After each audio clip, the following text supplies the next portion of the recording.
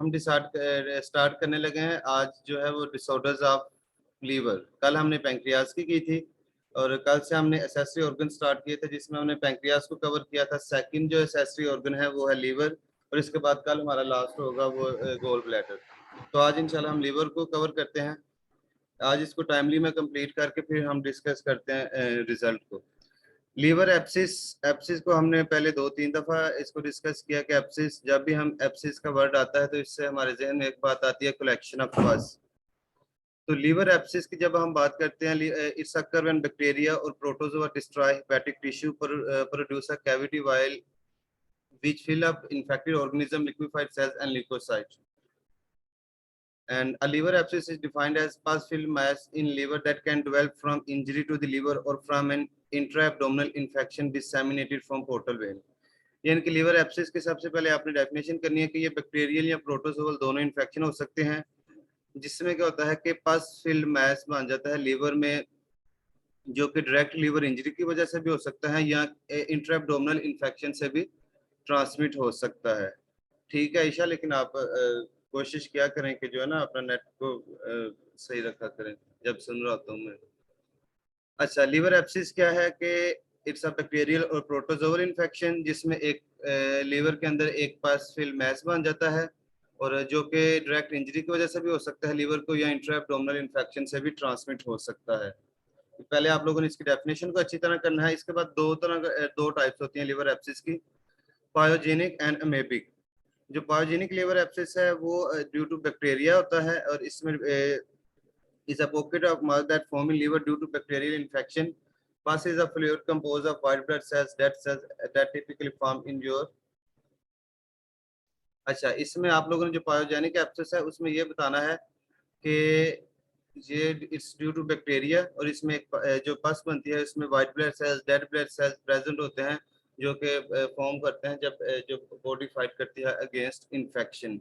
जो amoebic abscess है वो होता है ड्यू टू प्रोटोजोआ, इसमें एंड अमेबा हिस्टोलिटी का जो है वो मेन जो प्रोटोजोआ है वो इन्वॉल्व होता है। ठीक है, तो दो तरह के ऑर्गेनिज्म इसमें मेनली इन्वॉल्व होते हैं, बैक्टीरियल एंड प्रोटोजोअल। अगर बैक्टीरियल की वजह से होगा तो इसको पायोजेनिक कहेंगे, अगर अमेबिया की वजह से होगा तो इसको जो प्रोटोजोआ की वजह से होगा मेनली एंडोमेबा हिस्टोलिटी का, तो इसको कहेंगे अमेबिक एब्सिस। यहाँ तक आप लोगों ने इनकी दो टाइप्स करनी है। नेक्स्ट आप लोग हम अब इनको वन बाय वन डिस्कस करेंगे।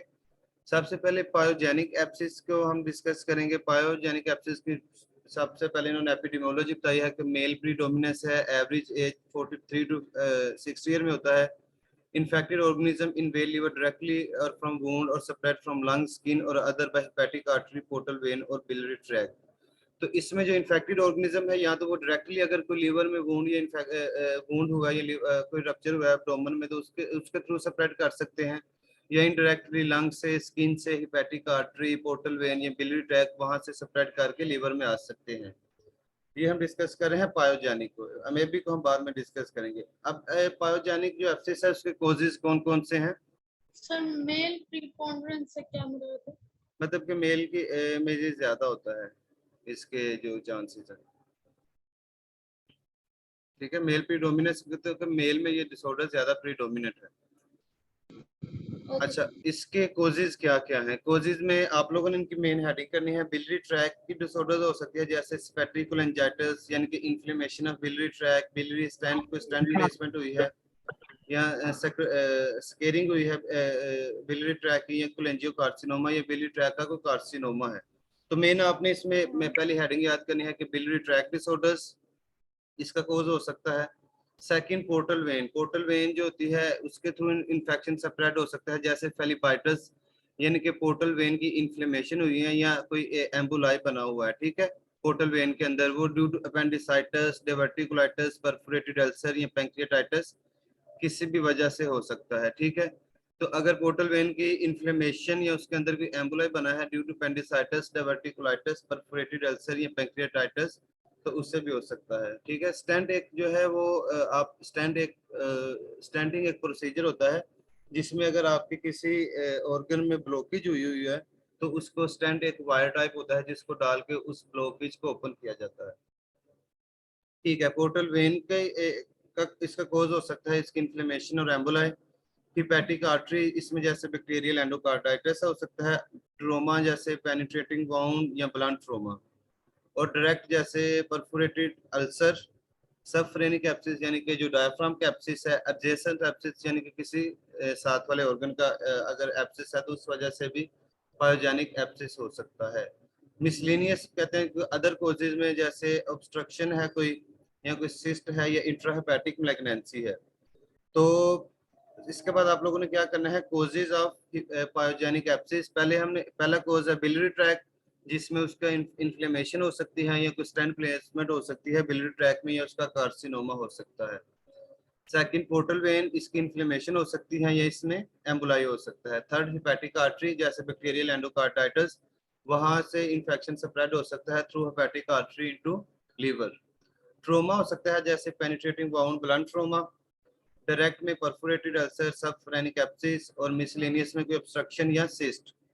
तो एब्सिस सबसे पहले हमने देखा कि कलेक्शन ऑफ पस होती है लीवर में, जो दो वजह से हो सकती है। ड्यू टू बैक्टीरियल उसको हम पायोजेनिक कहेंगे, अगर ड्यू टू प्रोटोजोआ है तो उसको हम कहेंगे मेबिक एब्सिस। प्रोटोजोल एब्सिस को हमने सबसे पहले डिस्कस करना स्टार्ट किया है कि इसके हमने कोजेज अभी तक डिस्कस किए हैं। कोजेज में हमने देखा है कि बिलियरी ट्रैक का कोई कोज हो सकता है, या पोर्टल वेन का कोज हो सकता है, या डायरेक्ट ट्रोमा हो सकता है, या हिपैटिक आर्टरी इन्वॉल्व हो सकती है, या कुछ मिसलेनियस कोजेज हो सकते हैं। यहाँ तक क्लियर है सबको? जी सर। ठीक है। हाइड्रेटेड सिस्ट भी एक सिस्ट की टाइप है, जिसमें जो सिस्ट है उसमें वाटर की एक्यूमुलेशन हो जाती है। अच्छा, बैक्टीरियोलॉजी आगे, यानी कि इसमें कौन कौन से बैक्टीरिया इन्वॉल्व होते हैं एब्सिस में, पायोजेनिक एब्सिस में? दो तरह के बैक्टीरिया इन्वॉल्व होते हैं, एरोबिक एंड एनएरोबिक। एरोबिक में इकोलाई, क्लेब्सिella नमूनाई एंड स्यूडोमोनास, ठीक है, ये तीन मेनली इन्वॉल्व होते हैं।